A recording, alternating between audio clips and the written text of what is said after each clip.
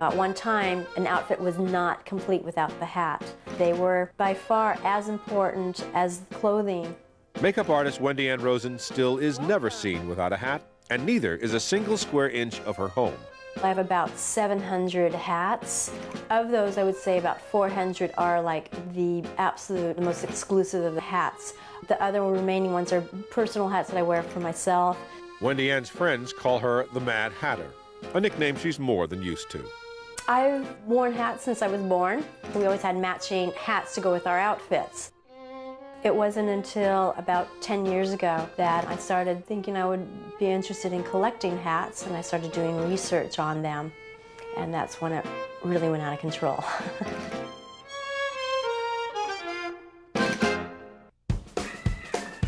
And here we go, the hat room. I collect hats of the 20th century. I've tried to limit, focus on one period. The reason for my collecting really is, for some reason, I feel this need to preserve these hats, that they're recognized and not forgotten. With a $150 Hattie Carnegie hat, a $500 Le Gros Sisters chapeau, and an Agnès design worth $500, Wendy Ann's extensive hat wardrobe has a distinct signature. What I think makes my collection unique to other collections is that I go out there looking for specific hats, only the best of the best. Her 1940s Best Ben collection can command from $2,000 to $15,000 each. Best Ben is by far one of my absolute favorite hat designers. I have several of his hats, and those do fetch quite a bit of money at auction lately. The thing that makes his hats so exquisite is the detailing. If you notice, everything is lined in little pearls, lined in velvet. Exquisite. Her thousands of dollars of hat history represent a decade of dedicated collecting and economizing. I will pay any price if I have to have it, so money is not the issue. Well, money is the issue. I don't feel like I overpaid for any hats. The most I've ever really paid for a hat was $800, $900, and that's very rare. Rosen's hat passion has long since expanded beyond its original boundaries. I have a large collection of Mr. John.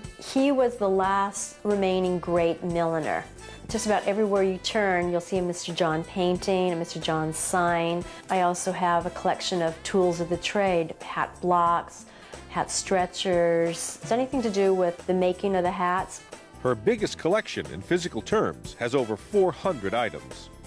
I have a very extensive hat box collection, which is the most diverse that I know. It's from 1780 up to about the 50s. It's American, European, ethnic hat boxes. Asian hat boxes are my favorite thing to collect right now. Other favorite hat boxes include legendary makes worth $1,500. Probably my most famous designer box would be this Hannah Davis box. This is dating from about 1840. And an unusual Dobbs model, valued at $200. It's sort of like that Where's Waldo book, except in this case it's Where's the Dobbs. And each state you have to find where the Dobbs is.